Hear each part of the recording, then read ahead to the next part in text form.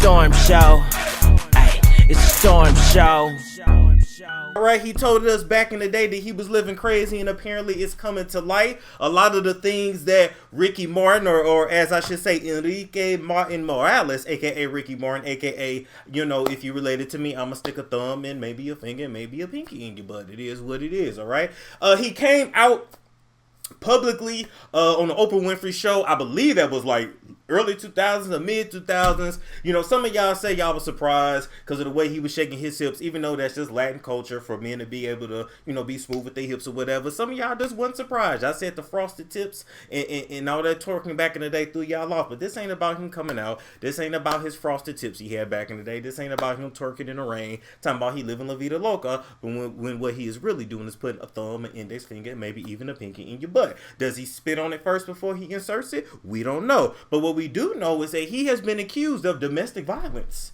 Now, Ricky Martin here is from Puerto Rico, and he resides in Puerto Rico, okay? And they do not play when it comes to domestic violence, and especially when it's incestuous. Let's just call it what it is. They don't play. Ricky is facing up to 50 years in prison. Can you imagine Ricky Martin in a Puerto Rican prison? I don't give a damn that they is a United States territory. That's still a Puerto Rican prison.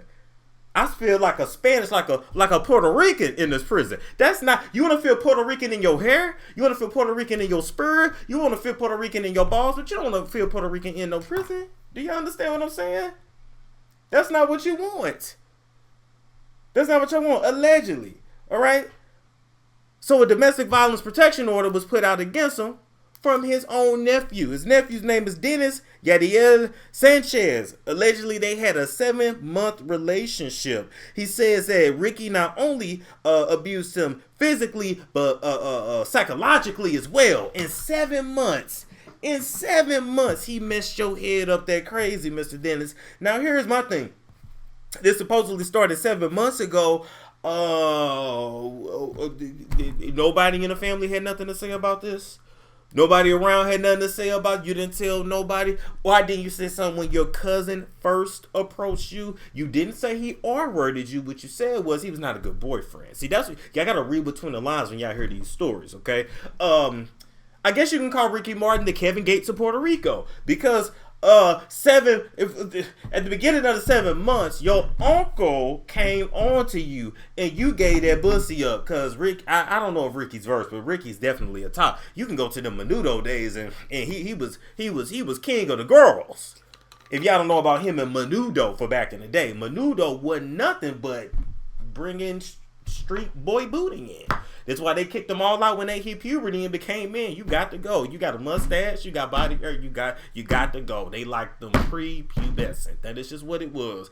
And they sold them little boys in Menudo to different promoters all up and through America and Latin America. They taught them what anal was like. Talking about some, you know that. Let me tell you something. What they used to tell the Menudo boys with like the first time, you know, they would get popped in the booty or whatever. Because of course you it's R word. It's traumatic. It's all that. So look, you know, even as a little boy, you know this ain't right. Hold up. What you doing? Bitch, I came here to sing, not give a bass. I came here to sing. All right? And they're like, no, well, yeah, you came here to sing, but, you know, you came here to please as well. All right? And so the boys were always told in Menudo, Rick and Martin used to be in that group, okay? Know your history.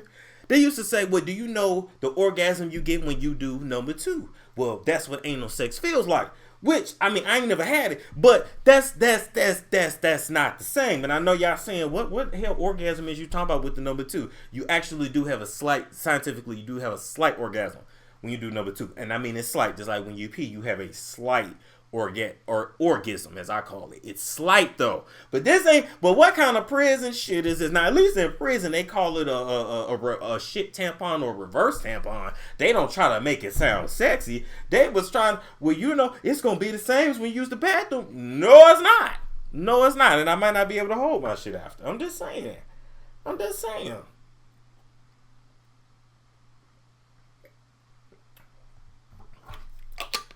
So this ain't the first time Ricky been accused of anything.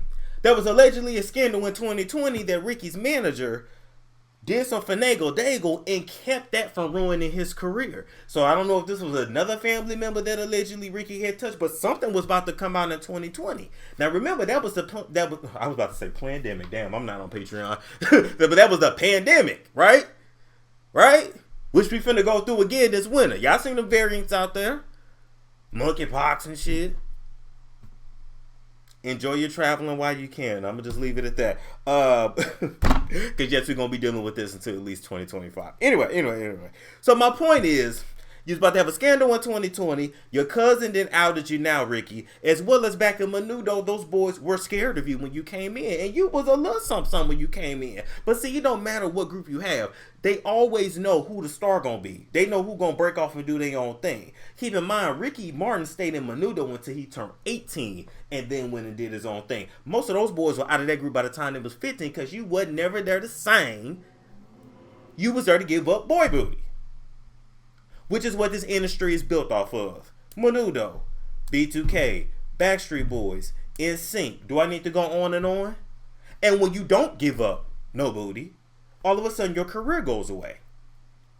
See, you don't have to be in Jakuma Tada. You don't, whatever Jakuma Tada is, you don't have to be down with the get down to be in this business. But you will not be a top star.